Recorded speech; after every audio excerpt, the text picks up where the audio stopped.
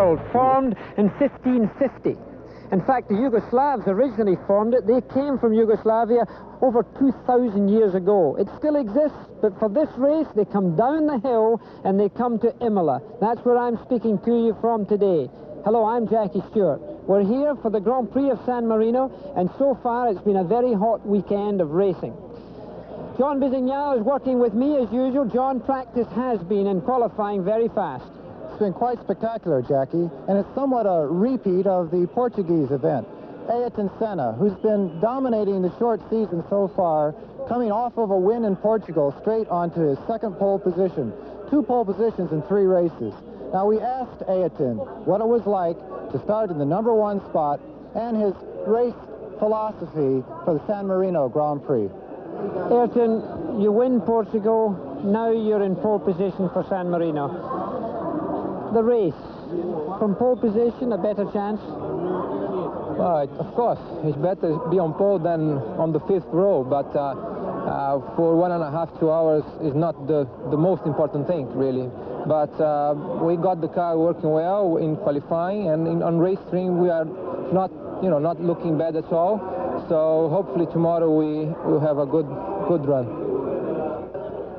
Now, another team that expect to do great things here are Ferrari. The fact that this is the home of Ferrari. Not too many kilometers in that direction is Modena, where the cars are built. Commendatore, the chief, Mr. Ferrari himself, is there. He'll be watching it on TV. He doesn't come to the races anymore because he's 87 years of age. But one man who's a lot younger and a lot of pressure on him today is Michele Alboreto, the #1 driver of Ferrari.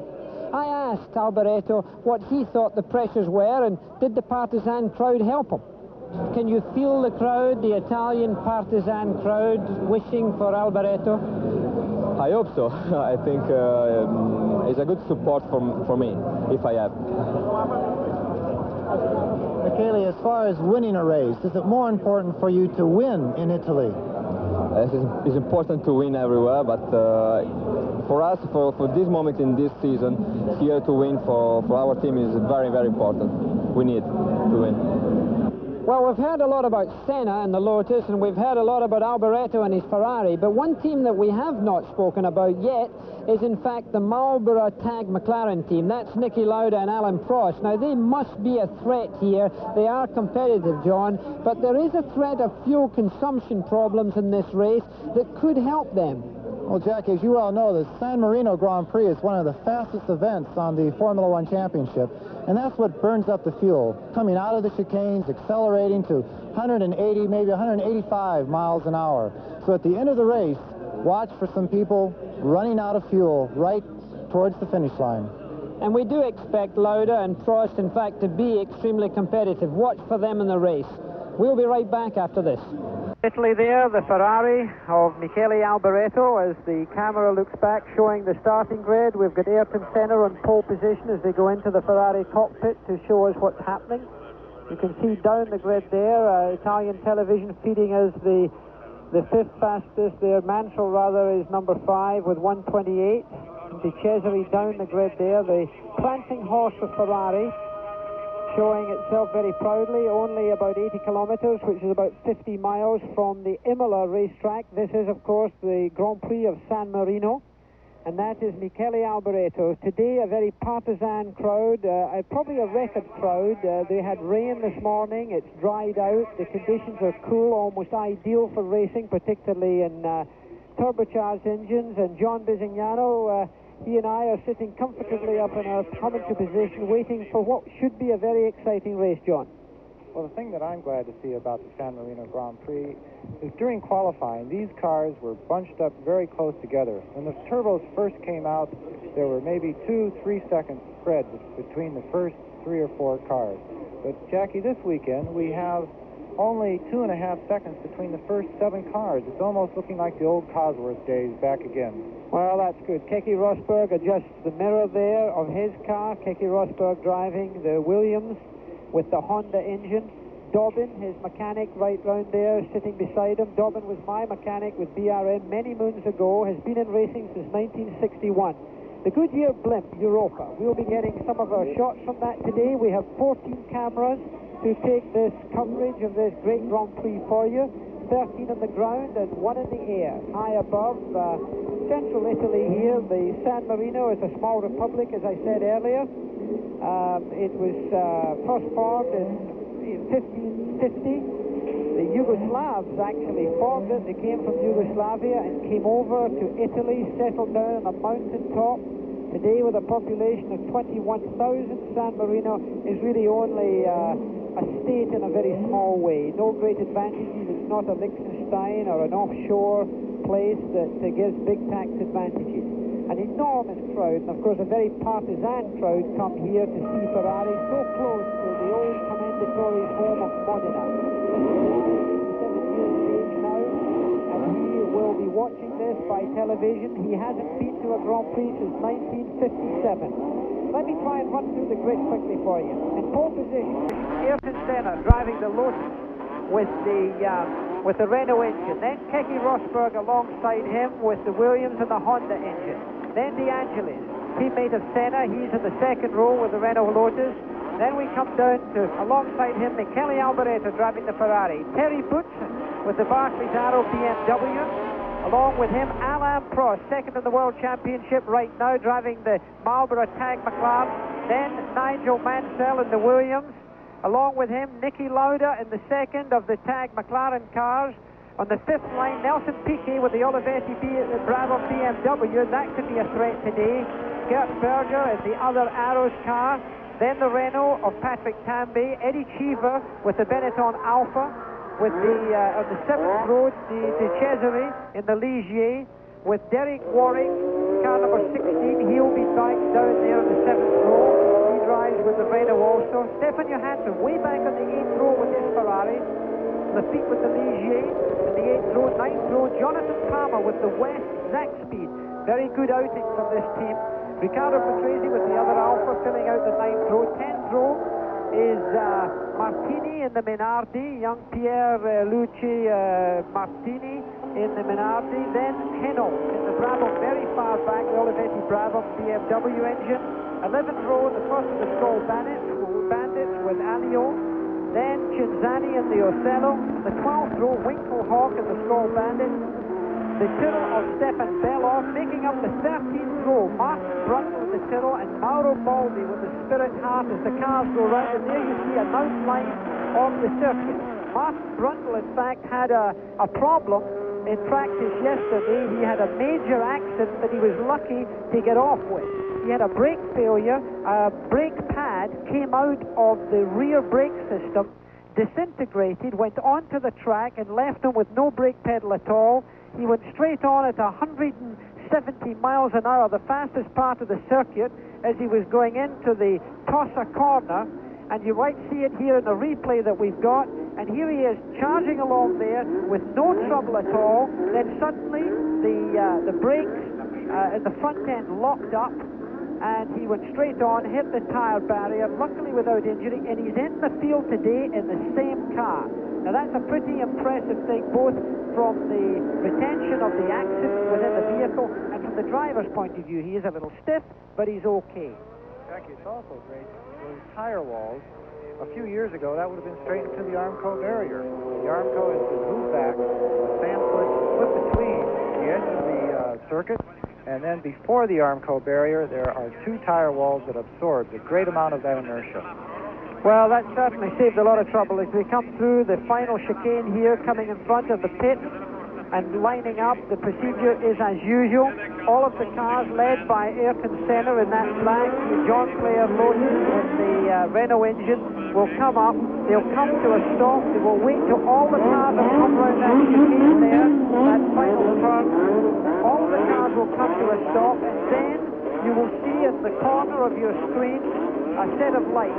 When the red light goes on, they are under starter's order. The top left-hand side of your screen, long timing here, the red light will come on when they are under starter's order. At any time from that moment will the flag, or rather the green light, flash up.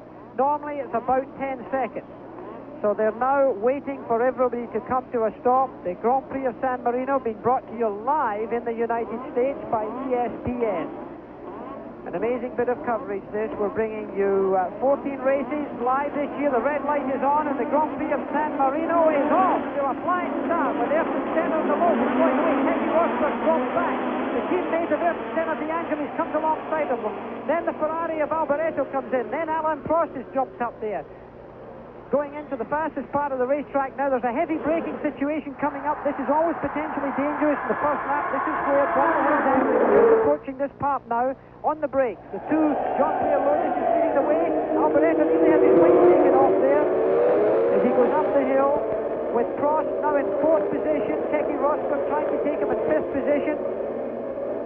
Seems like Terry Boutsen also went back to the grid a little bit there. We have Jonathan Palmer did not make the grid whatsoever. He had some misfire problems this morning, and he did not make the start. There we have Alboreto there. Alboreto going through the chicane, following the two John Player Lotuses with Alain Prost tucked in behind him. Prost is going to be a very big threat in this race, as we mentioned earlier. Fuel consumption could be a problem.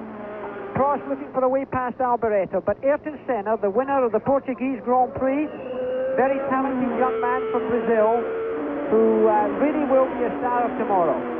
The two Lotuses taking a definite advantage on the Ferrari. Alain Prost putting on pressure, Keke Rosberg tucked in behind them. Then there's Mansell, then there's Lauda, then there's Riccardo Patrese, I think, comes on after that. And Jackie, it's unusual. A lot of people thought that the Lotuses, like they have in the past, would not be able to match their qualifying speed in the race. But they're certainly pulling away from the rest of the grid. For sure, there's a great battle going on between Michele and Prost, but the Lotuses are having no trouble whatsoever pulling away from the 3rd and 4th place cars. One of the major issues here is going to be fuel consumption. They're going to have to depend on how hard they turn up the boost of their turbocharged engine as to how much fuel they're going to use. It is a gamble. Nobody is quite sure. But look at the tussle that's going on behind here. Nelson Piquet, one of the drivers that I expect to come up and do well, is, I think, trying to get past a lot of the traffic. But Alain Prost, I think, is going to be a serious threat to Alboreto in that Ferrari. I think you're going to see him making a pass. Also, Niki Lauda's making a move back there as well. Well, Jackie, after Brazil, Alain Prost said that for sure the Ferrari had more power. No way that they could handle that situation along the straightaways, but he thought his McLaren was a much better handling vehicle.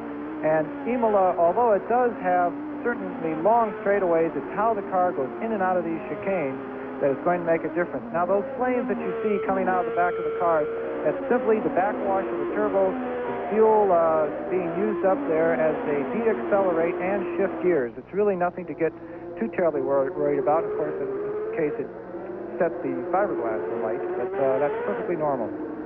Well, nowadays, these composite carbon fibers that are being used, a lot of them supplied by an American company called Hercules, of course, are very much flame-proof, so there is Prost putting the pressure on a little bit on Alboreto, although he doesn't seem to be quite as short as he was before.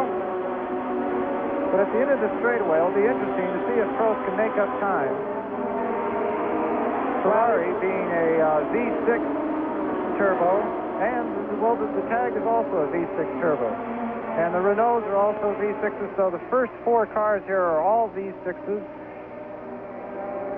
Turbocharged engines, of course, of 1,500 cc, that's cubic capacity. Very small engines, but of course the experience that now occurs with small engines being turbocharged is certainly helping. Fuel consumption in these cars, of course, is a problem. You would normally expect to get about 3.8 miles per gallon, 3.6 miles per gallon on fuel, and that could be a problem. They carry around 220 litres of fuel, and of course metric measurement here in Europe is what is generally used. But what a copybook run this is at the moment between Senna and De Angelis. Now keep in mind that De Angelis is an Italian driver in front of an Italian crowd. Senna put everybody to shame, including De Angelis, in the Portuguese Grand Prix when he literally ran away and hid. Now De Angelis, ego in hand and heart in mouth probably, is obviously very concerned about trying to make something on Senna. Now it'll be interesting, John, to see if there are any team orders with regards to whether they give Senna, who's in a better chance in the World Championship, to get this lead without being interrupted by his own teammates. Well, of course, Elio has enjoyed being the #1 driver at Lotus for several years, and many people thought that the young lion of Senna was brought in to sort of light a fire underneath him. But Elio has the advantage of 7 years in Formula One, where this is Ayrton Senna's 2nd year. So you have the experience versus the young lion enthusiasm. The World Championship, Elio has 7 points, and he's in 4th place, where Ayrton Senna has 9 points, who's tied for 2nd place. Well, let's run through the top 10 for you. This, at the moment, reads Ayrton Senna in 1st position. 2nd is De Angelis. Alboreto is 3rd. Prost is 4th. Rosberg is 5th. Mansell is 6th. Nelson Piquet is up to 7th position. He passed Niki Lauda, who's in 8th position now, and Terry Boutsen has got himself up into 9th, filling the top 10. Eddie Cheever, the only American in this race, is in the top 10, driving his Benetton Alfa Romeo. You know, seeing these black and gold cars going around like this, Jackie, it almost reminds me of the Mario Andretti, Ronnie Peterson days of 1978, I believe, was the World Championship. But this time it's a younger generation of Elio De Angelis and Ayrton Senna, an Italian driver and a Brazilian. Well, I think we're going to look for a little bit of action as we keep on our coverage in ESPN, live from Imola, central Italy, not too far from Bologna. You can see the Ferrari and the McLaren, the tag McLaren of Alan Prost, beginning to catch up on the 2 black non-player Lotuses, as we've got. It's Derek Warwick or Patrick Tambay, is that? Derek Warwick. Derek Warwick, who has been off a little excursion, a little bit of plowing being done by the Renault. It's slippery, wet conditions at the side, so therefore he doesn't want to get under the mud. We'll be continuing to give you more coverage on ESPN's live coverage of this Grand Prix of San Marino. We'll be covering the full distance of the race, and we'll be right back after this message.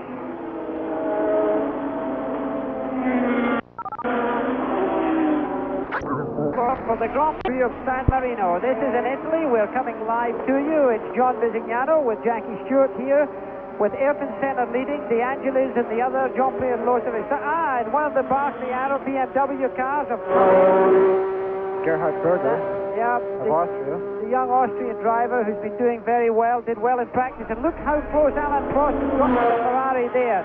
I think we're going to see some action here. We've got a good motor race ahead of us.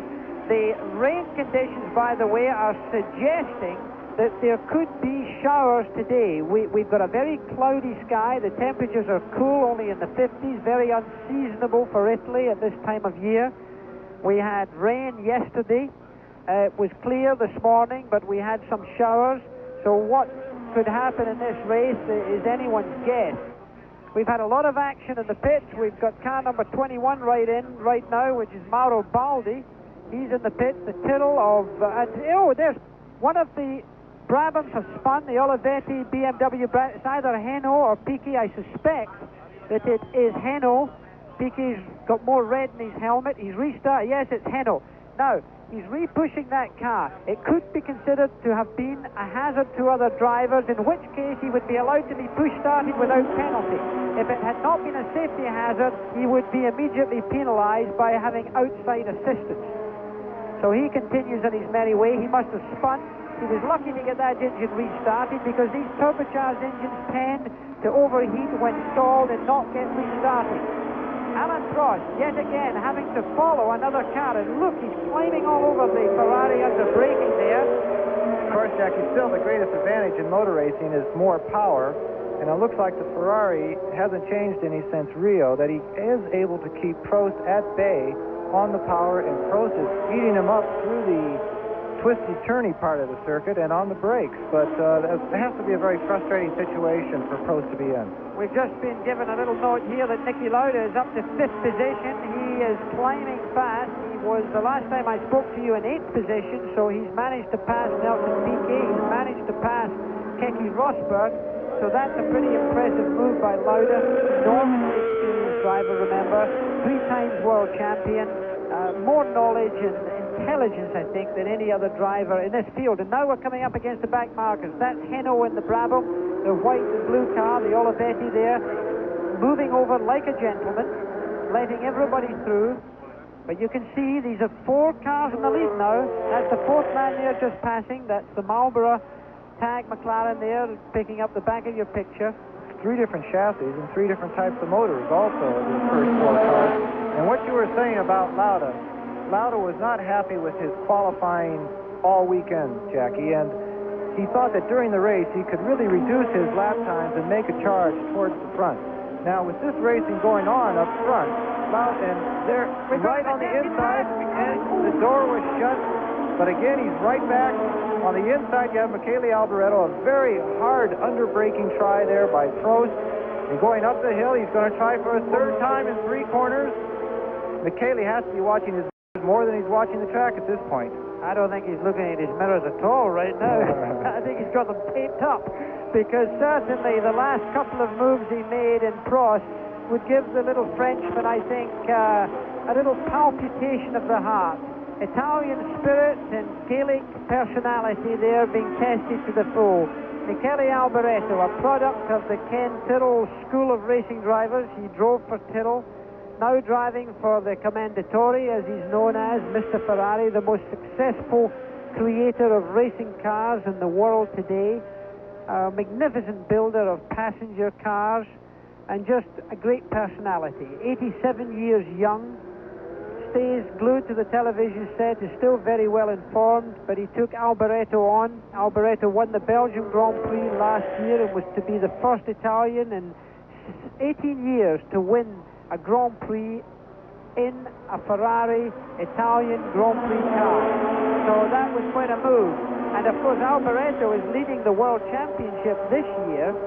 So if that were to occur, to win the World Championship as an Italian in an Italian car would always make him president.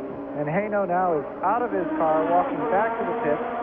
There must have been some type of damage done during that spin, or a mechanical problem causing the spin, and Prost, again, catching up underneath the brakes. They accelerate up the hill. Something that you're not aware of, that every time that Ferrari goes by, the whole main grandstand stands up and cheers. Michele, in his interview, said that that does not make any difference, but certainly somehow it has to add an extra bit of pressure and enthusiasm for his day's drive. Through the chicane. It means a little bit of patience here for Alain Prost. He's going to have to make a very decisive move to be able to pass Alboreto. But it's interesting to note that with all of that pushing and shoving and trying to cover the road that Alboreto is doing to stop Prost from getting past, he's not losing ground on the 2 Lotuses, because generally when 2 drivers get tangled up like that, you find them dropping back from the lead cars. So I think that here we see that the Lotuses, the John Player Lotus with the Renault engine of Ayrton Senna and De Angelis, are really taking it pretty quietly. There is a strong risk that several cars could run out of petrol in this race before the race is completed. Fuel consumption is of enormous importance here. And we also have a note that Gerhard Berger is out of the race with an engine misfire. That's in the... he was in the pits a little while ago. You saw him on your screen. It's in the Arrows car, the Barkley Arrows car.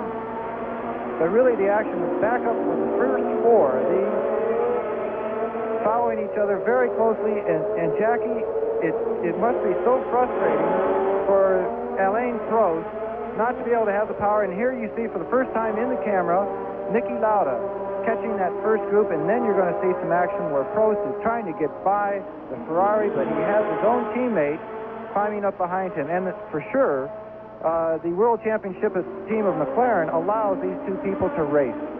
Oh yes, I don't think there's any doubt that Lauda would like to win his World Championship back-to-back. It hasn't been done since 1959 and 1960 by Jack Brabham, who won the World Championship in both of those years. We're certainly enjoying an exciting Grand Prix of San Marino. You can see the Ferrari is now very close to De Angelis' Lotus. This De Angelis Lotus is running a new F15 Renault engine. It's the latest, hottest, fastest Renault engine, and Senna's the man who's driving last year's engine, so therefore he's going to be a little bit slower but better on fuel. The race is heating up. It's getting very close, and we'll be right back with more live coverage after this message.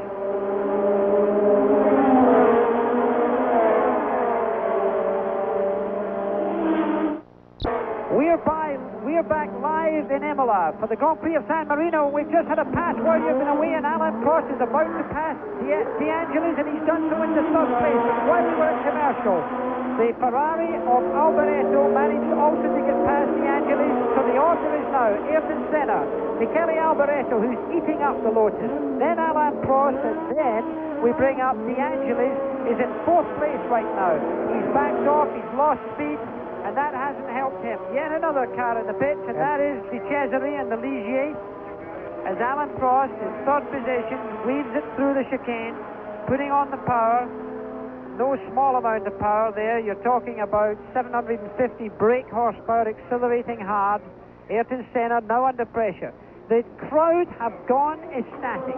The whole grandstand cheered. We could hear it in our commentary position here. That's almost soundproof. Look at the flags flying for Alboreto. For a Ferrari to do this well is indeed something special. We have a note here that Nelson Piquet has been into the pits. We did not have it on the screen, but that's certainly a disappointment once again for Nelson Piquet. Two-time world champion, has not finished a race this year. He's back on the circuit, but that stop is really going to hurt his chances this weekend. Well, Nelson Piquet, one of the better drivers, I think still probably technically the best driver in Grand Prix racing today, has been having a terrible season. He's had no luck at all. He hasn't finished a Grand Prix yet, and this is no easy thing for him to be in the pits this early in the race. I had picked him in my first three for this finishing order of this Grand Prix. He had been in a lot of tyre trouble in Portugal in the rain. He had come in for 4 pit stops to almost do tyre testing. Elio De Angelis must be disappointing. He's backed off the power. He's dropped back. There's a lot of tyre trouble here. With all of the rain that came yesterday, the racetrack has been washed of the groove of the rubber that's normally laid down, which means that there's more bite. And Alboreto is now braking hard, trying to get closer to Ayrton Senna. When I say it was washed clear, where the water of the rain washes away the oil and the rubber and everything else, it means that the racetrack has got much more grip. When it has much more grip, it also wears the tyres a great deal more and gets the temperature of the tyres much higher. This leaderboard that we're looking at is an old one. Lauda, of course, is now behind De Angelis in 5th place, and Rosberg in the Williams Honda is in 6th position.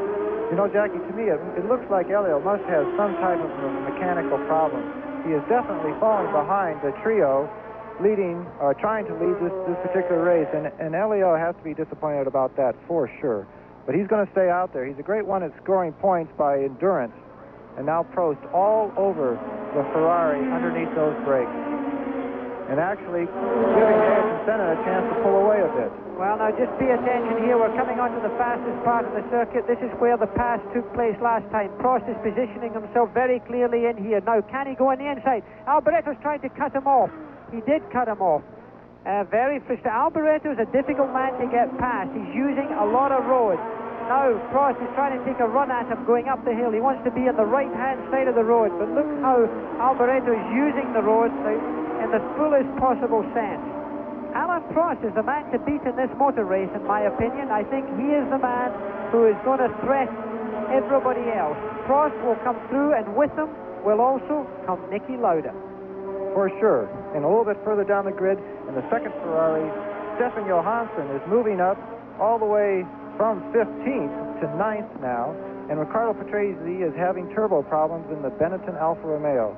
You know, the Alfa Romeos, Jackie, have never quite captured the heart of the Italians the way these Ferrari cars have, and it's absolutely fantastic to see into the tire wall.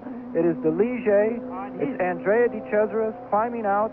This looks like the chicane just before the pits.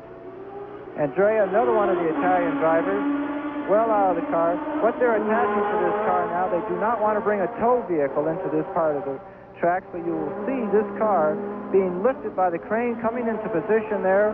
One nylon strap atop the crane and hooked through the roll bar. And there the car will be lifted up and out of a dangerous position. Cars are like magnets sitting on the racetrack. They tend to attract other cars to them. Now it's definitely only 3 cars, and there you can see Niki Lauda coming up on Elio De Angelis of the Lotus. And that is what Niki does best, Jackie.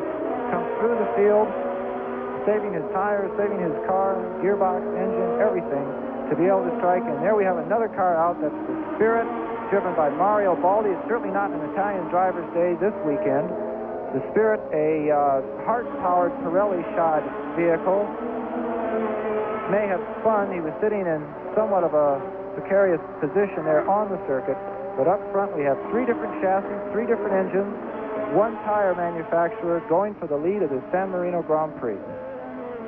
Well, the blood red Ferrari, as the journalists always refer to it as, driving around here with great daring, not really making any significant effect on the Senna John Player Lotus right now.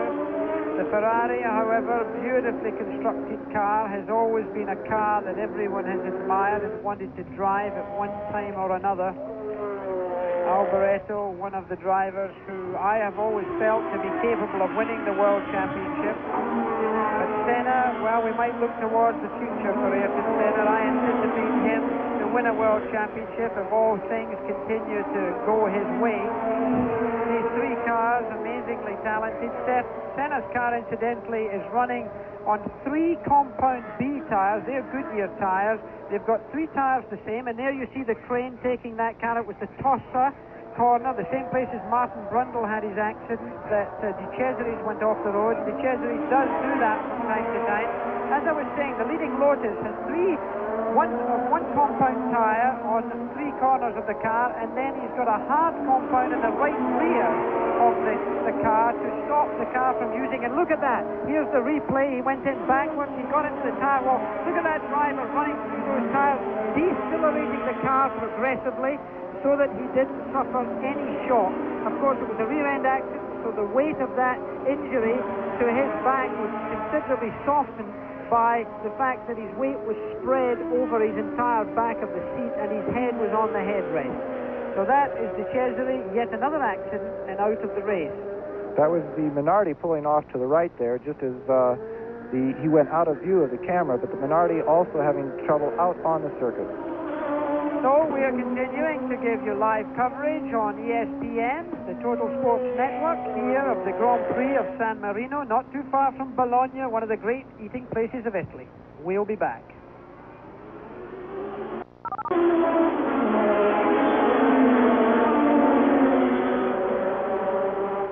We're back live in San Marino. This is Jackie Stewart with John Pisignano looking down from the Goodyear blimp on this amazing racetrack, a very picturesque racetrack. It's called the Dino Ferrari racetrack. It was called after the departed son of Mr. Enzo Ferrari.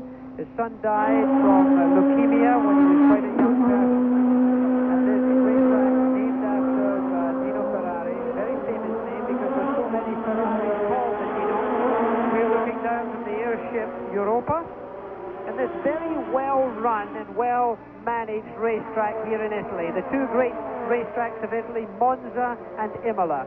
And I must say, the organization here, as far as we're concerned, John, has been wonderful. They've looked after us. We're in a soundproof box here. They made soundproofing for us overnight because we were having difficulty with our own acoustics here, and they did a great job for us. Niki Lauda has moved up into 4th place, so therefore he has passed Elio De Angelis. While we were away in our commercial break there, Niki Lauda, keep in mind that you're picking up World Championship points all the time, and Lauda's still got a long way to go. We've only done about 18 laps of this race so far. It's a 60-lap race around this 3.132-mile racetrack. It's up hills and down dale.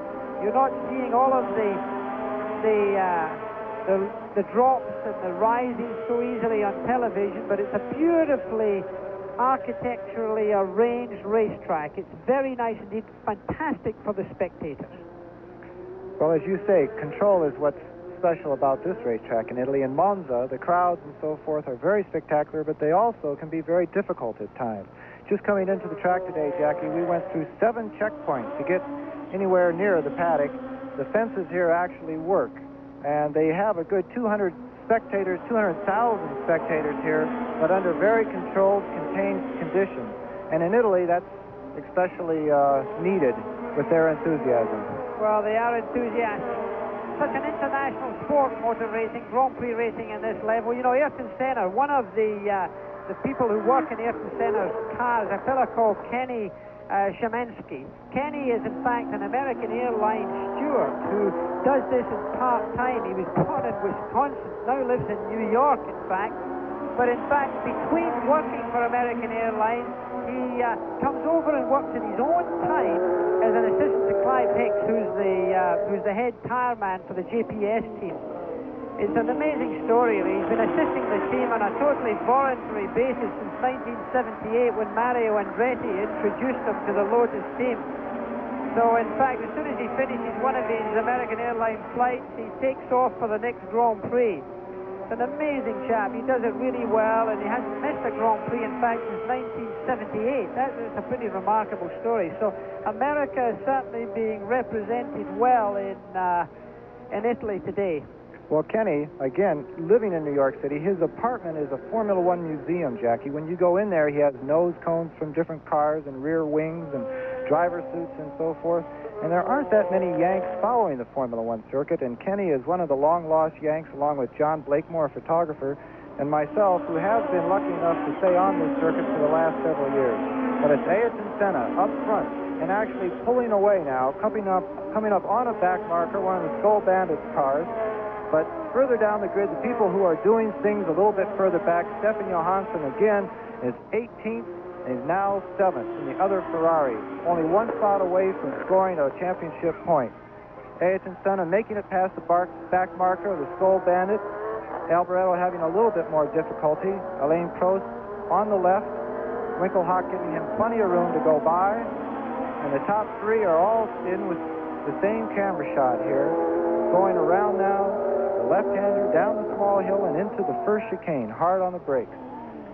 And now Ayrton Senna is pulling out of the chicane, up the hill, and Stefan Johansson has reached 6th position and is in the Ferrari point-scoring position. Senna, Alboreto, Alain Prost. You know, the mechanics put an amazing amount of work in. You talk about dedication. Drivers get a lot of publicity. Keke Rosberg there in the center of our screen. Of course, he comes from Finland. I was saying mechanics put a lot into it. You've got people who've been in the sport for such a long time. I mentioned Dobbin, one of the Williams mechanics. Bob Dance, the fellow who worked in Ayrton Senna's car, has been in racing since 1960. Bob, an amazing mechanic, was a mechanic for me a long, long time ago in Lotus Cortinas. He's been to Indianapolis. He's been in Grand Prix racing since 68.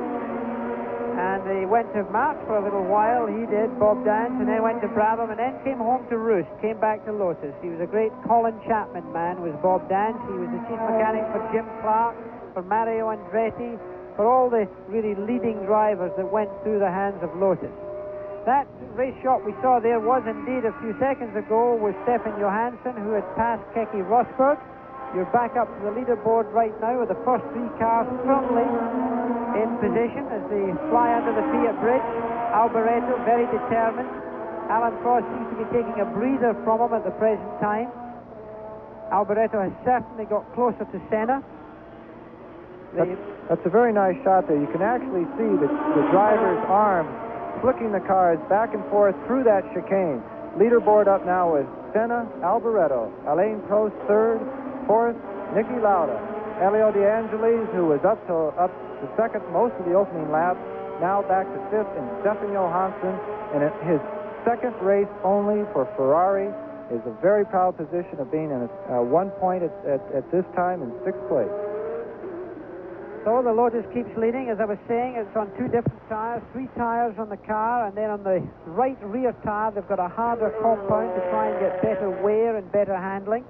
Senna takes 28 gear changes around every lap of this racetrack as he accelerates up past the start-finishing line. He's got a 5-speed gearbox, and he goes through all the boxes. As he comes along this very fast part of the racetrack, he's in 5th gear, goes through this long left-hander, then he turns a right-hander in a moment. Then he starts to brake and go down through the box. Some drivers jump gears, but he goes from 5th to 4th to 3rd and into 2nd. That's a picture there of De Cesare being interviewed. He went off the road at the Tossa, as you remember. He had just been into the pits the lap before, had put new tires on, and sometimes that can cause a car to go off. Alboreto still in second place, very close behind Ayrton Senna. Now he's very close, he's making a move to pass. He's trying to get past, but he doesn't. He gets chopped off in the chicane. Now there was a close move. Now that could have changed the whole pattern of this race. He's not going to pass for a few corners, but that certainly was a bold move by him. So, we take Ayrton Senna in first place. Then we've got Alboreto in second place. And then Alain Prost in third place as we continue our live coverage by ESPN of the San Marino Grand Prix.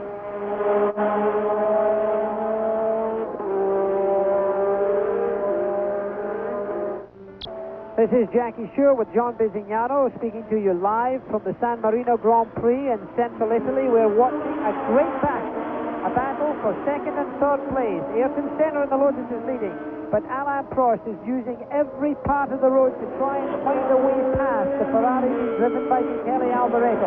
Alboreto's head being bounced up and down in the car there. Something's gone wrong. And Prost has gone past. Just as his head went down, you could see Alboreto, he almost cursed. Something went wrong, and suddenly he was aware that he was in trouble. Alain Prost very positively took second place for him. Look, and that is Niki Lauda, that car. And there you see the move again. Alain Prost comes round the outside. As he changed gears, something went wrong, and he obviously missed a gear perhaps. That's a replay of what you've just seen.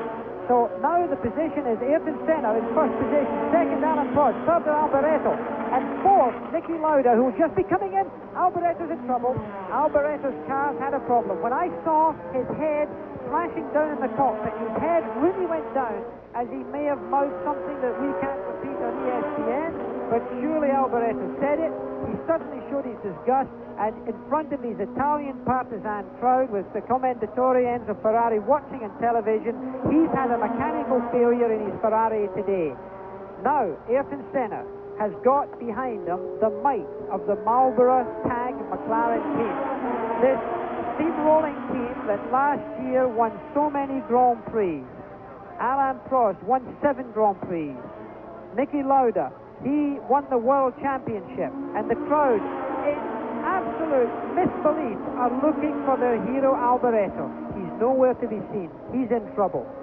So Ayrton Senna leads the Grand Prix of Imola, as some of these cars you saw in the background have dropped out the race, have been parked there in the interest of safety. And now, look at Niki Lauda. Look how close he has come. So he's caught up. And one of the cars on fire here. That's number 20. Ligier of Jacques Lafitte. Jacques Lafitte, very much ablaze in the back there. He's addressing the mirror there. He's got his visor up. It is a replay, but still. Very calm, very cool, he hasn't even got out of the car yet. He's just bringing it to a stop. That happened in the chicane earlier on there. We had seen a little bit of smoke, but look, Ayrton Senna has pulled away considerably. And that's Alboreto still continuing round the track, obviously going slowly. Skull Bandit going past him there. He definitely has a mechanical problem, Jackie. When his head was snapped down like that, the next shot from the rear showed flames coming out of his car. It was either the engine was misfiring or that he had missed a gear and let the engine rev. Well, there are rev limiters in those cars. Certainly doing some damage, and that could have been the exhaust that we saw there, the backfires. Ferrari crew all around the car, but they're taking the engine cover off, which is going to be a very long pit stop. There's no tire attention whatsoever. The communication systems have been plugged in. They're talking by walkie-talkie. Something on the dashboard. They will change tires during that pit stop. But what a heartbreaker for Ferrari and 90% of this crowd here in Imola. Well, Ayrton Senna being given a little breathing space, at least by Ferrari. But there's the new order. Senna, Prost, Lauda, De Angelis, Johansson, and Nelson Piquet has come up into 6th position. Keke Rosberg from Finland driving the Honda Engine Williams team, sponsored by Mobil and Denham and Canon and lots of other people have come into the pit.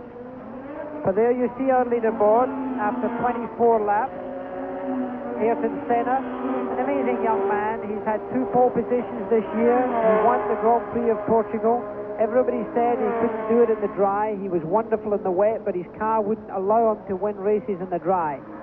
This race hasn't been won yet, and I think you're going to see these 2 Marlboro tag McLaren is giving this young Senna a real run for his money today. You've only just seen a tip of this iceberg. Don't you go away now, because there's going to be a lot of excitement. Alboreto coming out of the pits. Those flashes you're seeing on the tyres, that means he's got new tyres on there. The labels are still stuck to the tyres.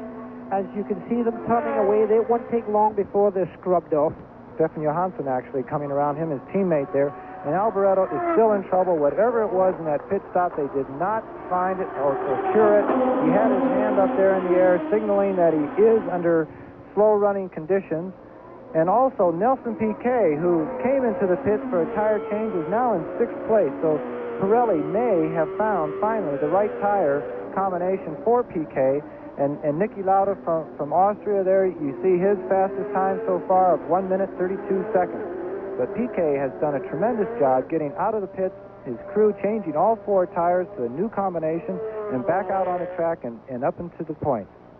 Well, there is a great battle going on, a great tire war between Goodyear and Pirelli. And at the moment, the front runners are all driving on Goodyear tires. Pirelli is the first Pirelli runner in Nelson Piquet in 6th position. The weather conditions are still good here in Imola. No rain. There is a threat of rain, but everything's good. We'll be right back for more coverage in a moment.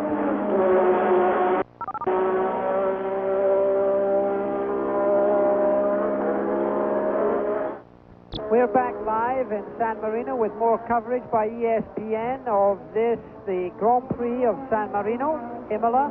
Not too far from Bologna, you're seeing the battle, and Alan Prost has just put up the fastest lap of the race with a 1:39.925, which is extremely quick. They've opened up the gap between the Lotus, the leading car of Ayrton Senna, and Alan Prost, to Niki Lauda in 3rd position. Niki Lauda was within striking distance just a few short minutes ago, and he has dropped considerably. Since we've been away, we got information that Alboreto's Ferrari was having ignition trouble. That was the problem with him, and you can see one of the Stroll Bandit cars is smoking rather badly as he is continuing to go round at a much reduced rate. But look how close Alain Prost is now to Ayrton Senna. He had dropped back a little bit, now he's threatening the car quite heavily. The McLaren car, by the way, would expect to get a slightly better fuel consumption figure than the Renault engined Lotus. So therefore the TAG engine, which is of course TAG standing for Technique Avant-Garde, would have a slightly better fuel consumption hope for the future of this race. Now that's terribly important, because I can forecast that we may see more than one car running out of gas during this race, and if that happened, then of course we would have to look towards that leaderboard to make sure it wasn't one of them. Another piece of information we've been fed here by our ever-efficient crew in our commentary position is that Keke Rosberg is out of the race with brake trouble. So Keke Rosberg is out with brakes. They've been using a carbon fiber brake. There's been quite a lot of trouble with it as Alain Prost comes into a position of threat to Ayrton Senna. They're also on carbon fiber brakes, by the way. The carbon fiber now playing such an incredible part in the construction of these racing cars today. One of the main companies that do that sort of work nowadays is an American company called Hercules out of Salt Lake City. They were originally in the explosives business, I understand. It looks like they're still in it. It's a pretty explosive business they're in right now, but very successful company. They're involved with the Minuteman missiles, the Polaris, the MX. They make the propellant units. They represent about 90% of the military market in the US in composite carbon fiber, so they're very experienced. Those whole chassis now are made by composite carbon fiber, and Hercules and McLaren have been working together very closely on this particular technology for a very long time. It's a relatively new art, carbon fiber, in the composite sense. It's only 1980. And look at this, we're going to see a pass again. Can he do it? He's tucked in, he's in exactly the right position, but Senna is moving over to the left-hand side of the racetrack, the right-hand side of your picture as it was when he came towards that corner. And when Prost is going to try and brake inside him, he has to go on left of him. In other words, he has to go on the inside of the corner. He can't pass him going round the the outside of the corner, John. As we both know, it's a long way round, and on the outside of the corner is what we call the marbles. All of the loose grit that's shoved over from the groove, and there it gets extremely slippery. So Prost had to give it away on that occasion. The marbles can make a driver go from a driver to a passenger in just a moment's time. And Alain Prost knows where those marbles are, and no matter how much he wants to take the outside line and give it any kind of shot whatsoever, if he does, it's going to cost him big trouble. Now, Prost in this position, Jackie, he's tried to pass two different cars there many times. He tried to get around the Ferrari there, and now he's trying to get around the Lotus there. And during commercial break, he said he's going to have to change his psychology, his philosophy about trying to get around these people to another position on the track. How hard, Jackie, is that to do? Obviously, it seems like that's where his car has the most handling capabilities over his competition, yet he cannot get around. Well, we're coming up to that same part of the racetrack once again. Look how close he is. And there's one of the Skoal Bandit cars already pulled off the racetrack. Let's go back and see if this pass can take place. And it's occurring on the outside, but no way is he going to pass on the outside, Mother. There's no way that he can do that. He is trying. He's pulling alongside Ayrton Senna, very young, very inexperienced, only in his second year of Grand Prix racing, and yet he's standing up to the pressure of Alain Prost, who, in my opinion, certainly he's either first or second, in my opinion, of the fastest Grand Prix drivers in the business today. So Ayrton Senna still leading the Grand Prix of San Marino, being hotly pursued by Alain Prost in the tag McLaren car. A hot motor race, still a lot more to come. We've only done about 31 laps, and we'll be back. We're back live in San Marino for the Grand Prix here at Imola. John Bisignano along with Jackie Stewart. Martin Brundle, the young man you saw if you tuned in earlier, who had his accident yesterday, being passed by Ayrton Senna, and Alain Prost is stalking Senna every inch of the way. He's trying to find a way past. Can he do it this time? He's driven past. He's going to do it this time. He's not going to do it because Senna's gone right up the inside again. As we said earlier, you cannot pass on the outside. Now, Alain Prost has been trying to do this time and time again. He tried it with Alboreto unsuccessfully. He's now trying it unsuccessfully with Senna. He tried it all the way through the Grand Prix of Portugal unsuccessfully with De Angelis, and that was a wet race, and he finally spun off. He's got to show maturity. He's got to keep his emotions right. He's got to be calm. He's got to be calculated. If he passed Ayrton Senna, Alain Prost is going to win this Grand Prix, and he needs that because that would take him into the World Championship lead. It would get him into a good situation. Now he is, by the way, 10 seconds ahead of Niki Lauda in third position. Niki Lauda has dropped back considerably. I think you'll find Niki Lauda is using some of that intelligence that he bought over those years. He knows this is a fuel consumption race. He knows tire temperatures have a lot to do with it, and I think Lauda has backed off because if there is fuel troubles, Lauda is going to be on a lighter gas pedal if he sits back 10 seconds away from the pace, and he could be saving gas. Now they come back to the start-finishing line. Prost is in a good position behind Senna. This is the fastest part of the racetrack. They'll be getting up to about 180 miles an hour at the end here. They go through a long left-hander, followed by a right-hander. Now there's traffic. This could be awkward. That car could be used in this, but they won't reach the corner early enough. It's Patrick Tambay. He certainly has capabilities of leading these cars around a couple laps. He's a gentleman driver. I'm sure if he's aware of them coming up behind him, he will let them through. But he could separate them, just as he's doing now. Ayrton Senna going through on the inside, and Alain Prost being held up unintentionally by Tambay. Tambay will probably let him through here at the next chicane, but this certainly is a break for Ayrton Senna. No, he hasn't. He hasn't let him through. Well, he's running his own race. Now you may see, and here's the overhead shot from the Goodyear blimp. Tambay is now being passed clearly, but I should think if we had been lower on the track there, we might have seen a little fist coming out of the cockpit. These drivers don't have a way of communicating very well, and the only way of showing your annoyance is just to raise your hand or your fist in a clenched fashion, and it lets everybody know that you as a driver thinks that the man you've just passed has been a naughty boy. Two Frenchmen together. A Brazilian in the lead, followed by Alain Prost, now resident of Switzerland, and Patrick Tambay, now resident of England. And of course, Alain Prost used to be with Team Renault for many years and left 2 years ago after missing the World Championship in the last event. And under great controversy, actually, Jackie, that last event and the way Renault was running his particular car that weekend. And joined McLaren, has been very successful with the Ron Dennis managed team. And now there has to be a good 3-second gap there. You can see how quickly a back marker can have a great effect on the leading position.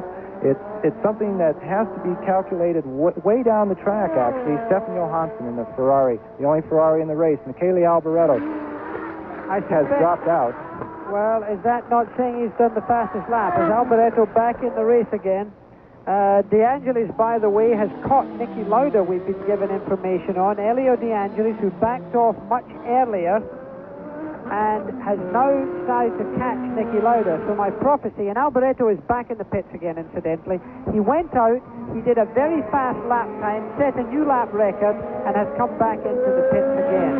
So he's in trouble. But the other Italian driver, De Angelis, is catching Niki Lauda. Well, ESPN here will be showing you the top 5 driver point standings. And of course, number 1 in the championship with 12 points is Michele Alboreto. Tied for second is Ayrton Senna and Alain Prost with 9 points. Elio De Angelis in the other Lotus with 7. Patrick Tambay, who you just saw there, with 6 points in 5th. And Rene Arnoux, who's actually not racing this weekend, is 6th. And they're pushing, what a sad shot there of all the Jeep mechanics, pushing the Ferrari back into the garage, something that no one here in Italy certainly wanted to see. Even Enzo Ferrari, sitting at home, must have had a heartbeat skip on that one, Jackie. Yep. Well, there, Prost has now climbed his way back up his ladder of time to get into a closer position to take another crack at Ayrton Senna. It wouldn't have done any of them any harm, that little hold-up that Tambay created for Alain Prost, because Alain, I think, was getting a little hot under the collar trying to get past Ayrton Senna. Emotions have an enormous amount to do with a racing driver's attitude towards how well he drives. You can never allow your heart to rule your head. It's just one of the greatest crimes, and I think that Alain was just beginning to get a little bit rash and just a little bit out of it. He might have made a mistake. He could have taken both of them off the road there. Senna was determined and wasn't going to move over. And there you see an interview with Michele Alboreto being done for Italian television. Obviously a very disappointed young man. We are covering the Grand Prix of San Marino. This is John Bisignano along with me, Jackie Stewart. ESPN's coverage will be back after this.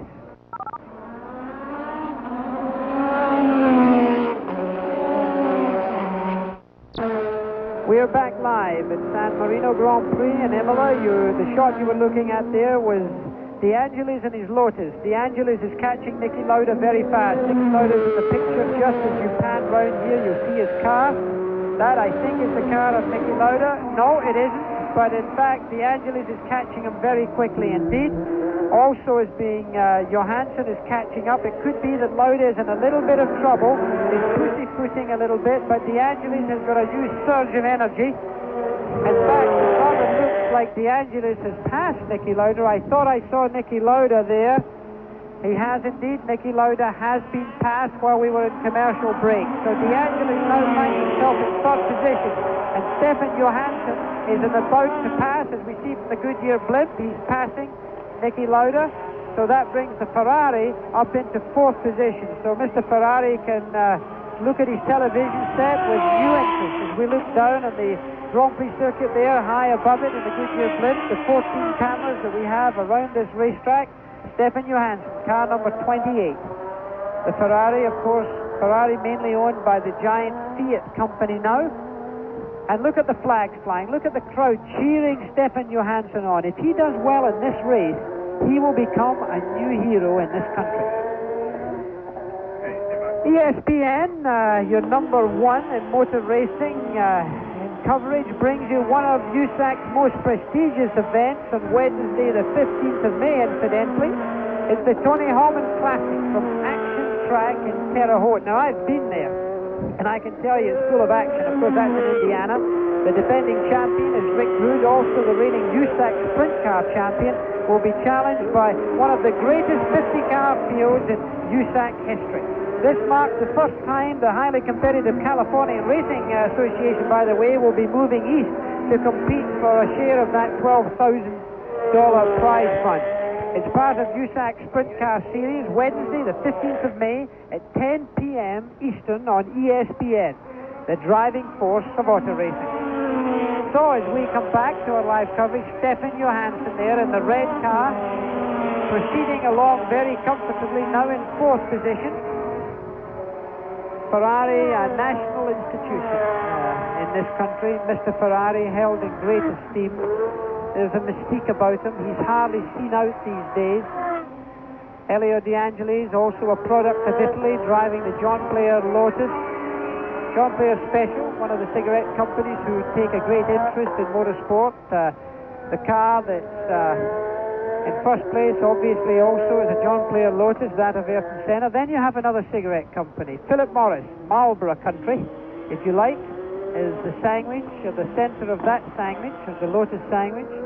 Philip Morris, one of the biggest supporters of road racing and Grand Prix racing over the years, have got a World Championship team of drivers. All sorts of drivers drive under their banner, all good ones. They're into motorcycle racing. They find speed sports as being an exciting dimension of being able to project the image of their company, a dynamic image, obviously. As De Angelis, a very fine young Italian driver. He's a wonderful piano player. He plays the classical piano, he plays jazz, he's a great pianist, a man who entertains the Grand Prix drivers whenever he can. Talented man, has done offshore powerboat racing. His father, a very rich Italian, enjoys the sea sport with great cigarettes and Abarthi boats such as that. What everyone is cheering around here for, you might not catch it on screen, but it is that Stefan Johansson from Sweden is definitely catching Elio De Angelis from Italy. At first I thought everyone was cheering Elio, which would certainly make him feel good as being an Italian, but they're not. They're cheering a Swede from some 1,200 miles away because he is in the red Ferrari. And that might be a little disheartening to Elio, but that's the way things are here in Ferrari country. Again, the factory only some 30 or 40 miles away from our commentary booth here. Also, further down the list, Niki Lauda is going, and Nelson Piquet is still in 6th. While Alain Prost, as you see here, holding down 2nd place position, still, as Jackie said, may have been trying to slow down a little bit, conserve his fuel. He was definitely getting on the ragged edge a few laps ago when they were really battling hard for the 1st place position. This is some back markers, the Benetton Tyrrell, the Benetton Alfa Romeo letting Senna go through. The Williams there, again, back markers having very big importance in this particular battle, as we saw earlier. Now, Prost is actually locking brakes and going into the chicanes and so forth, so taking this breather at this point could be the best thing for the second half of this particular race. Coming up on the Barkley Arrows now, Senna with his Renault-powered car coming up on the BMW-powered car, and as you saw there, he was going on the inside of the Alfa Romeo Benetton. Yes, but Senna has taken off a considerable advantage on Alain Prost right now. He's literally run away from him in these last 2 or 3 laps. There is no sign of Alain Prost in our picture right there. We can see where he is, but look, he's not as close as he was, and that is Elio De Angelis. He is in 3rd position. The gap between Prost and De Angelis was 12.83 seconds just a few moments ago. So that means that Johansson is also closing up on Prost. And by the way, there are only 13 cars running out of the 26 that started after 39 laps. So we've lost quite a few of this field, as it's been an exhausting mechanical race in many ways. The transmission gets a lot of aggro. You've got slow corners with a lot of acceleration. Look at Johansson tightening up the gap there of Elio De Angelis. Another hero in the making. I don't think Elio is going to be able to keep the Ferrari behind him once he does catch him, and it's going to happen very close now, where Stefan Johansson will be taking his best shot at Elio De Angelis, and the crowd will be going crazy at that particular time. down into the last chicane, right past the main grandstand. We can hear the crowd already becoming very excited about that. Elio checking his mirrors, trying to accelerate away from him. But Stefan Johansson is certainly has his sights in line on Elio De Angelis in his black and gold John Player Team Lotus car. Well, De Angelis is bitten into Prost lead by a second. He's not going to get past here. Johansson is very close. He shouldn't get too close, because if De Angelis misses a gear change, for example, what can happen is they can suddenly knock the front aerofoil into the rear of the car in front, and that can be potentially a very dangerous situation. Continuing our live coverage of the Grand Prix of San Marino. We'll be right back.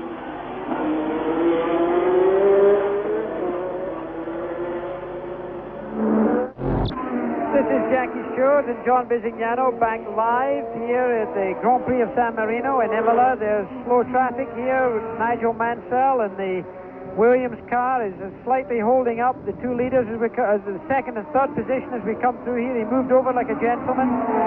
Elio De Angelis accelerates away, but the Ferrari could easily be in a position to pass now as another slow car is coming into the picture. The Ocella, this is a place, the Ocella is in it, and this could be a pass you're about to see. De Angelis will not give him the road very easily. Can Johansson get past? No, not this lap. Not this lap. Stefan Johansson, young driver from Sweden, lightweight, weighs only about 62 kilos, very fit, does a lot of running, does a lot of skiing, incidentally. I never thought it was a good idea as a racing driver to ski in case I broke bones. Very dangerous sport, skiing, Jackie. Yes. Well, I thought it was. In any case, I never did it, but the new drivers seem to enjoy it. Very exhilarating, of course. Some of them very good skiers. Riccardo Patrese, who drives the Benetton Alfa Romeo, skis for Italy. He was a very talented skier, as many of the drivers are. Niki Lauda's a good skier. And De Angelis does also, but I always thought it was a little bit risky for a driver. So the Ferrari driving around there. It's got a 5-speed gearbox. Maranello, as I said earlier, only about 80 kilometers or 50 miles away. The Ferrari's got a few more gear changes per lap than the Lotus. They do about 30 gear changes a lap. They choose to do that. It's a question of each driver wanting to do his gear changing in a particular fashion to suit the characteristics not only of the engine power but also of the handling of the car. The Ferrari, incidentally, is also with odd rubber. They're running on Goodyear tires also. They've got three tires of the one compound. They call it a B compound. It's a stickier compound than the tire that they have on the right rear of the car. It's on the right rear that most of the wear and the temperature goes on to the chassis and onto the tire. And there they've got a very hard compound to try and give it better life and its qualities stay up for a longer time. The Ferrari weighs, incidentally, about 541 kilos, which is just about the limit of the weight limit. The actual limit of the cars nowadays is 540 kilograms, and that's 1,192 pounds. So the racing very close here. We've had tremendous racing, but they are both catching Alain Prost. So that's something that we've got to look at. This is the battle for third and fourth, and we'll be back.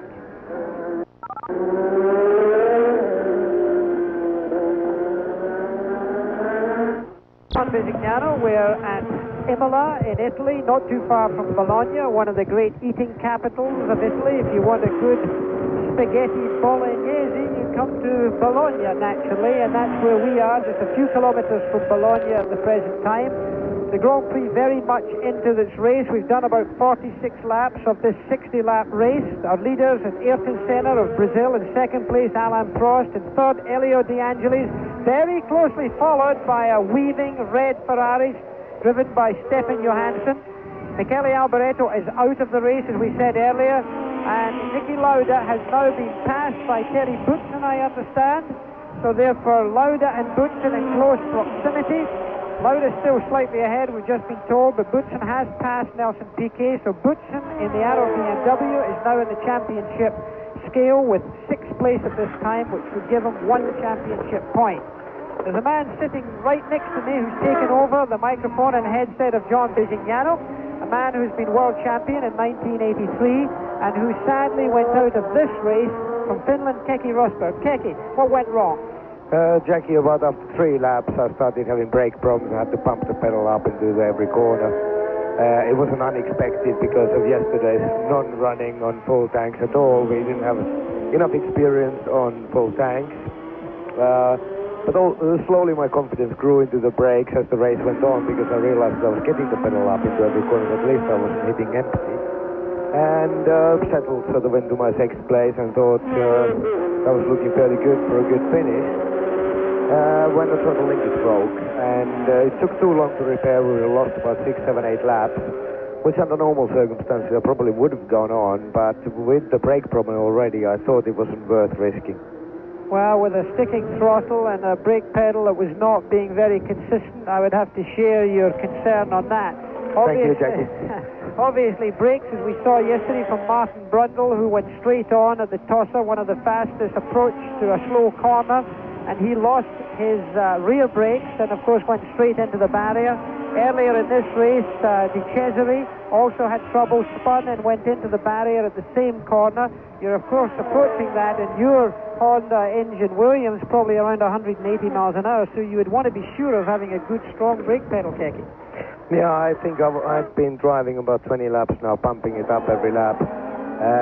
When I was able to keep my own rhythm in the 6th place, I thought it was well worth it, because it seemed to come up every time, and by braking 100 yards earlier, I thought that was okay.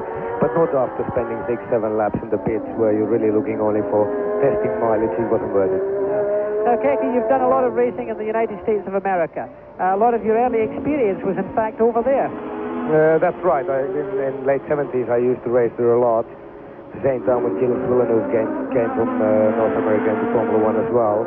So, yes, I basically got my roots over there. Well, we're live now, of course. I understand you're very soon to be a father. Is that right? I do hope so, yeah. The doctor says it's true, but let's wait and see. Well, I hope the mother is doing well, and I hope that this is only a slight problem for you as Stefan Johansson gets ready. He's been very close behind De Angelis all the way through here. What would your opinion be here of the advantages of the Lotus versus the Ferrari on this particular track, Keke? I'm glad you asked, because I think Stefan is doing an incredibly competent job there. I was behind him for several laps just before I retired, and he's doing a very, very smooth, good drive. I think he's lacking power. He's dropping behind, back on the straight, and he just doesn't get the chance to get by. Now, what about the fuel consumption concerns with the Ferrari engine versus the Renault engine? It's one of those things that you really don't have any idea of. My consumption when I was running 6th was perfectly spot on. So obviously I was hoping a little bit, as the others seem to have more power, that they would have to back off a little bit at the end. But I mean, that's always theory. You don't know. Well, thank you very much for coming up to our commentary position. Keke Rosberg, 83 world champion and doing well this year so far. Best of luck for the remainder of the season. Thank you. Good Russ, pregnant wife waiting at home. Bye. Have a good trip. Okay, so still the leader is at the center. Alan Prost is in second. De Angelis is third. And Stefan Johansson in 4th place right now. We're in San Marino Grand Prix in Imola, and we'll be right back after this.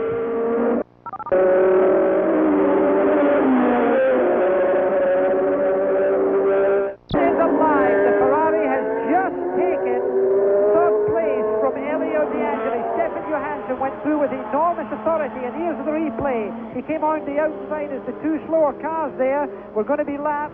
Stefan Johansson got round on the outside of the racetrack following Terry Boutsen. They clanged, they came together slightly, they went up the hill side by side. De Angelis lost out, and Stefan Johansson has now got himself into 3rd place. What a way to drive in Italy in front of an Italian crowd in an Italian car.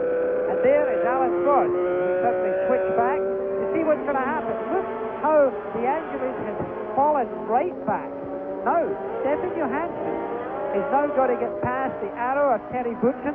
This is the Barclay Arrows with the BMW engine. The blue flag has been waved to Boutsen. Stefan Johansson has got the pressure on. The Angeles has got past, and Nelson Piquet is in front of that. They don't want to give away anything, Button and the car of Nelson Piquet, because they're in this race. They are running for championship points right now in 6th and 7th position. Now the Ferrari comes up behind the BMW powered Arrow. He's coming out of the slipstream. He's going to pass. He's going to go round on the outside. He's got the line for the corner. He's done it. He's through. Now he is setting his sights on Alain Prost.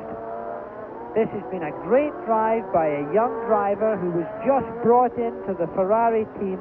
There was much controversy, or in America it's controversy, is it? Or is it, what else is it in America? Controversy, I believe, in Colorado.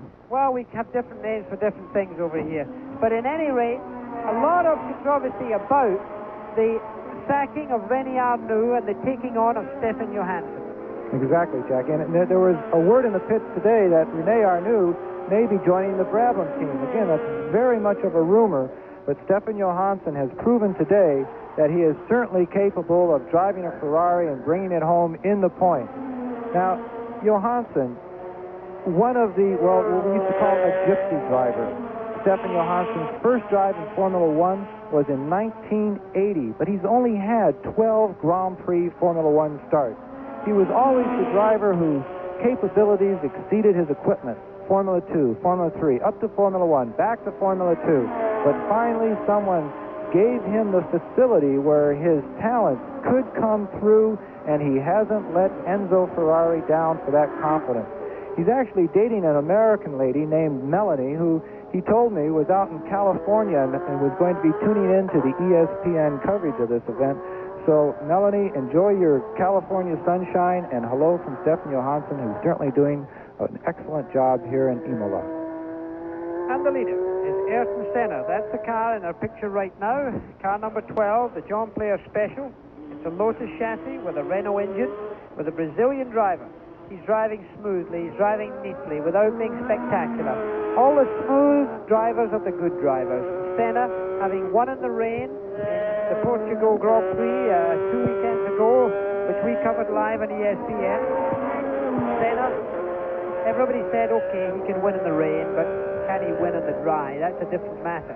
Right now, he is leading this race, and he in fact is pulling away from Alain Prost, who, by the way, is being pushed pretty hard by Stefan Johansson. It's going to be interesting to see if Prost can hold his second position. But this race is far from being over. Keep in mind that I did say at the beginning of the show that there was some concern about fuel consumption. That is still a play here, and we still have to wait and see.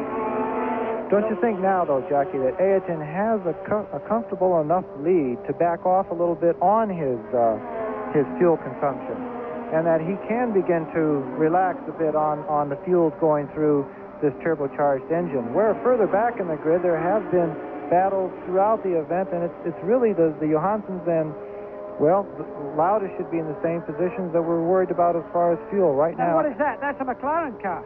That looks like Prost. That looks like Alain Prost. No, it's Niki Lauda. Niki Lauda. He was in 5th place, but definitely having a problem out here on the circuit. He was on the same lap of the leader, and he looks like he can hardly make it back into the pits. Well, if that is, Niki Lauda is going to put Piquet 5th and Boutsen 7th. So we put in Boutsen into 6th place, and there's one of the there is Eddie Cheever, our only American in the race. And I remember the last time we were on the air, Granny Cheever always switches on, we're told, in Phoenix, Arizona. So therefore, Granny, he's out of the race, but he's okay. So Ayrton Senna is 9 seconds ahead of Alain Prost. That's quite a big cushion of time in this business. 3rd is Stefan Johansson, 4th is De Angelis, 5th is Niki Lauda, and we're coming back. Has taken 2nd place. When we left in this commercial, Senna was 9 seconds ahead of Prost, who was in 2nd place. Since then, the car on your screen on the left-hand side, as you look now, the red and white car is Alain Prost. He's been passed. He's been passed by Stefan Johansson, who is now firmly in 2nd place. Johansson is coming up to lap Nelson Piquet in the Brabham, who's going very quickly indeed. It may be difficult for him to lap Piquet, but Alain Prost is now relegated into 3rd position. And we look down again from the Goodyear blimp, Europa. 14 cameras covering this by the nationalized Italian television network. Round the most magnificent circuit of Imola, beautifully constructed. It's the Dino Ferrari circuit, named after the son of Enzo Ferrari. He died, Dino Ferrari died from leukemia a good many years ago. So Nelson Piquet, with his BMW-powered Olivetti Bravo, leads going into the Tossa, a very slow second-gear corner. He really should move over and let Stefan Johansson pass. I think he's just doing that right now. He's moved over. A very gentlemanly move by the two-time world champion Nelson Piquet from Brazil. Very intelligent move, very intelligent driver. He's let Alan Prost through also. Prost will try and keep the pressure up, but I fear he will not be able to do it. The only question remains in my mind, and it's only 10.3 seconds that Johansson is behind Senna. Senna, of course, is kept informed at all times from his pit crew how far ahead he is of his opposition. The question remains now, is there enough gas in the tank in the remaining laps? Because we can't have so very many laps to go in this race. Is there enough gas with only 5 laps to go to keep Senna and Johansson in the race? We always said it was a fuel consumption race. This could be a very crucial part of ESPN's live coverage. It will come to you live. I know in the early hours of the morning in the west coast of California, you're all up at a remarkable hour. If you're in the east coast, if you're up in New Hampshire or you're up in White Crossing near Boston, you're up early too. But it's mid-afternoon over here in Italy, and you're seeing one of the best Grand Prix races we've had this year so far, John. Not only this year, Jackie, but for several years. As I said in the beginning, when turbocharging came into Formula One, there was a great deal of criticism that the cars were not competitive on the track any longer. But now this has certainly shown that several different types of chassis, gearboxes, tires, and engines can put together a good, fast, clean, competitive race. Just one note, these little green leaves that you see on Stefan's helmet, that is not a commercial spot. Well, let me do the leaderboard. Senna, Johansson, Prost, De Angelis in 4th, Piquet with the Brabham in 5th, and Terry Boutsen and the Barkley Arrows in 6th. But these green leaves that you see, he's called the Little Leaf in Switzerland. And like Jackie said, he only weighs about 135, 40 pounds, and that is his nickname back in Sweden, the Little Green Leaf, they call him. Well, the leaves are certainly blowing fast today. He's certainly done a great job as we look down high from the Goodyear blimp to Ayrton Senna of Brazil driving the all-black John Player Special, the Lotus with a Renault engine, performing well. The domination of the McLaren team has simply not been what was expected. I must say that I chose Alain Prost to win this race, and right now he has little or no chance of doing so.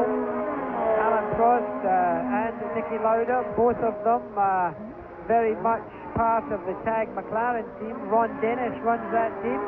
He's got American connections too. His fiancée, by the way, their mother and father, Pat Foster, her mother lives in San Francisco, so Lisa's mum is no doubt watching this race.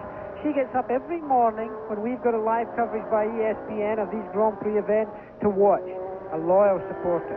Along with several other million people, I hope, Jackie. Well, let's hope so. Ayrton Senna, what a wonderfully mature drive he's had.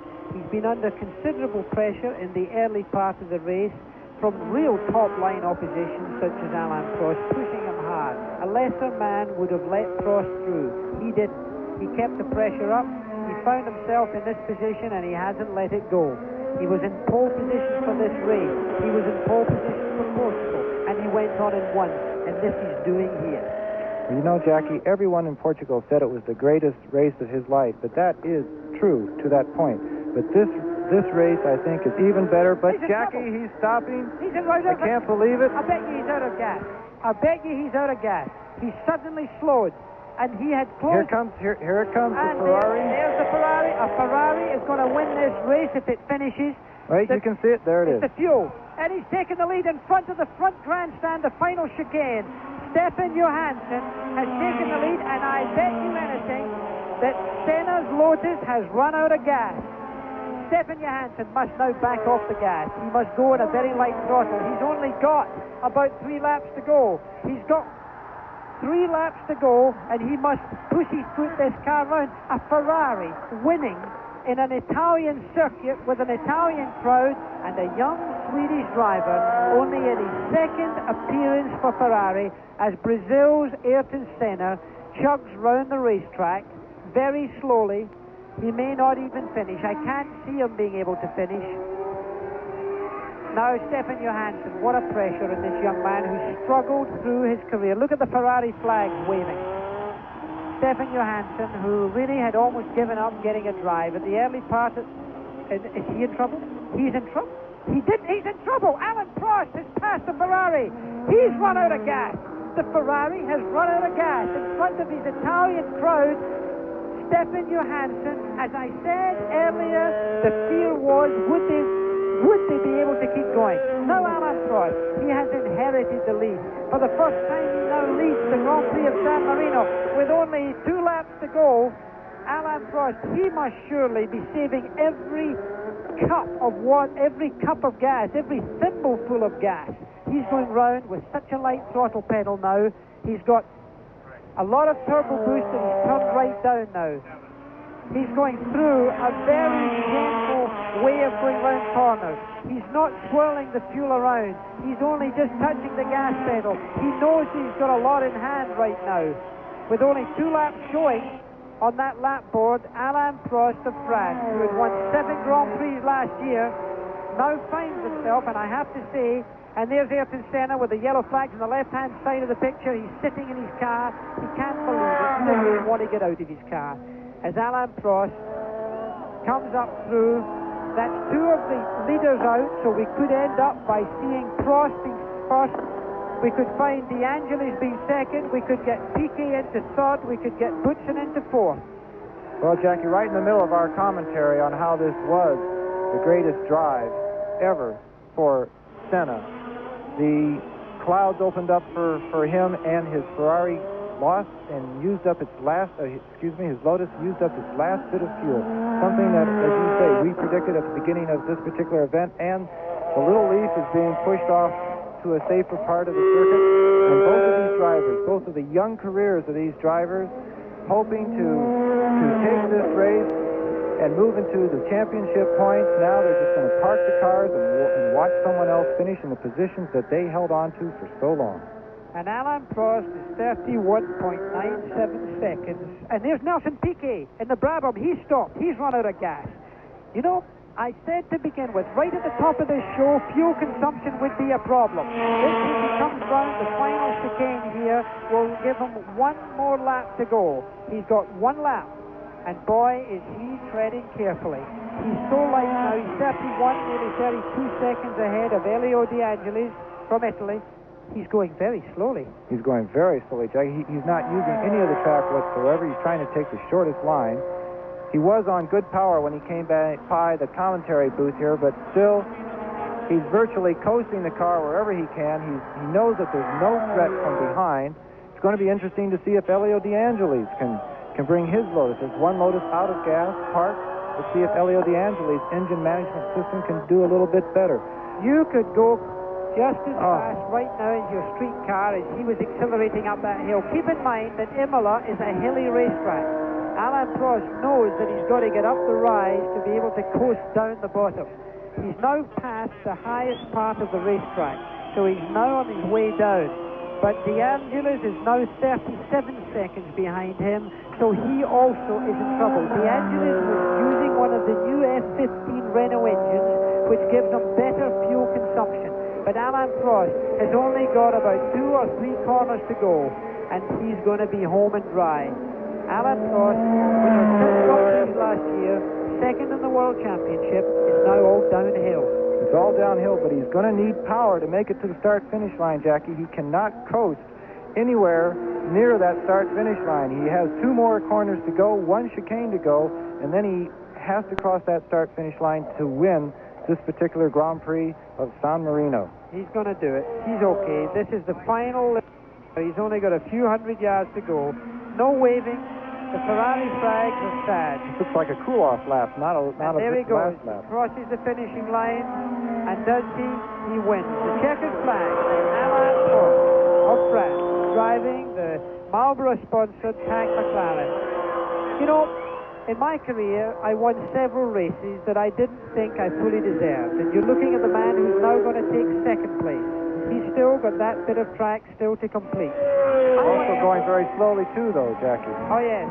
I won some races that I didn't deserve. Alan would have to observe today that this was not his race. But he did win it. And if you're finishing, if you're there at the end, you've got to be across that finishing line, as Elio De Angeli is now achieving right now to take second place. Terry Boutsen looks like and there's Stefan Johansson with a smile on his face. He waves to the crowd. He's getting a big cheer. Nicky Lauda has now found himself. He could be in 4th or 5th position. Patrick Tamby has moved up. There's been a lot of changes, remember, because of everybody running out of gas. Boutsen hasn't crossed the finishing line. Neither has Patrick Tamby. Tamby's across, so Tamby's in 3rd position. Nicky Lauda is in 4th position. Look here, Jackie. Boutsen pushing his car across the finish line. The Barclay Arrows coasting. We say we could not coast to the finish line, and that was true. He actually had to push the car. Well, he's now walking across the track. There's Stefan Johansson getting back to the pit. He's proven his point, Stefan, but still he would have liked to have proven it by coming first and being number 1 on the rostrum. Well, an emotional day for it. And look, Alan Prost has run out of gas, friends, on his cooling down lap. Now, if you don't say that that is good fortune, you don't know what good luck is. I believe you don't have bad luck. Bad luck is because of bad planning, bad preparation. Good luck is when everybody else falls out. Look, he's saying, I've run out of gas. I'm sorry, I've won. The flag marshals, the people who give their time voluntarily, the fire extinguisher man there, Alan Prost takes off his helmet. He's smiling, he's laughing. Nobody's shaking his hand yet, but he's won the Grand Prix of San Marino. The man with the checkered flag probably doesn't know he stopped out there. Elio De Angeli 2nd, Terry Boutsen, we've given him his 3rd here, Patrick Tamby 5th, Lauda is 5th rather, and Mansell once again gets in, and there you're getting a ride back by Patrick Tamby, or is that Patrick Tamby? Patrick Tamby is driving Alain Prost back. Vive la France. And Prost said that he would never get in another Renault as long as his career was in Formula One. Well, he's a lucky man to be getting a good hitchhiker today. Jackie, just one comment. Do you think Alain Prost was planning this throughout the race? He definitely slowed down. There wasn't really any hardcore mechanical problem. Do you think that he tried to take this plan, this chance, and it paid off for him? Oh, I think there's no question that the Tag McLaren team have been giving him information, and I dare say that he was driving more cautiously. Whether he was driving that cautiously, we'll never know until we're able to speak to him, and I guess he'll give us a different answer than some people would like to hear. This is, of course, we're coming back for more live coverage of ESPN's Grand Prix of San Marino.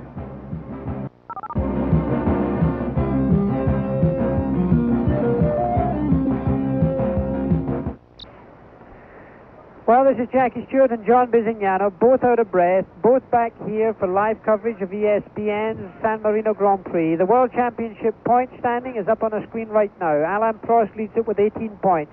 Elio De Angelis is in 2nd place with 13. Then Alboreto, 12 points in 3rd position. Then Ayrton Senna with 9, along with Patrick Tamby, who collected points today for finishing in 4th position.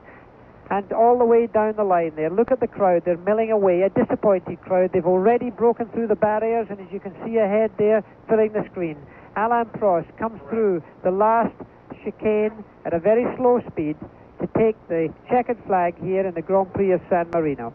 Quite an extraordinary Grand Prix. We've seen great excitement, we've seen a lot of passing, we've seen the odd accident, we've seen a car on fire.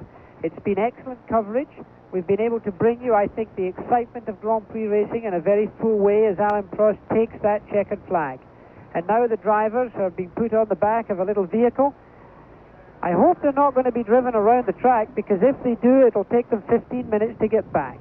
The drivers are certainly in that little vehicle, and they will be taken to the winner's rostrum, up to the podium, to receive their trophy, to receive the applause, and to some extent some of the disappointment of a very partisan Italian crowd who thought that they were going to be able to cheer an Italian driver. So Nicky Lauda's up there, Alain Prost is up there also. Who else is there? Terry Boutsen, I hope, is Elio up there. De Angelis. Elio De Angelis. Well, it's been tremendous coverage. It's been a tremendous success, this Grand Prix. We have been pleased to bring it with you. I'll bring it to you. We'll be back, of course, for more Grand Prix coverage in the future. We'll be getting the Grand Prix of Belgium through to you on the 2nd of May, and that also will be live coverage as you see these closing shots. ESPN's San Marino 1985 Grand Prix has been brought to you by Chrysler Plymouth, who invites you to discover the new technology of driving at your Chrysler Plymouth dealer. And by BF Goodrich, makers of high-performance TA radios. We make tires perform. And by Lee Filter, maker of the incredible Lee Stage 2 Maxi Filter. This is Jackie Stewart and John Visignano saying goodbye from the Grand Prix of San Marino in Italy. It is a goodbye until the next Grand Prix on ESPN.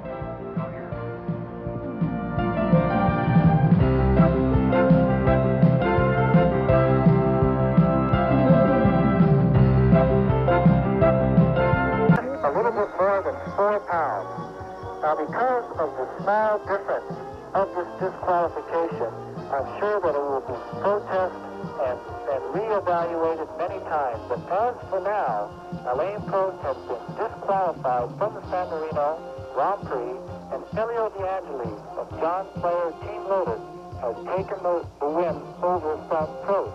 Now, this changes the World Championship points dramatically, with Elio De Angelis moving from 4th place, now gaining 9 points for a total of 16, and he is the new leader of the 1985 Formula One World Championship.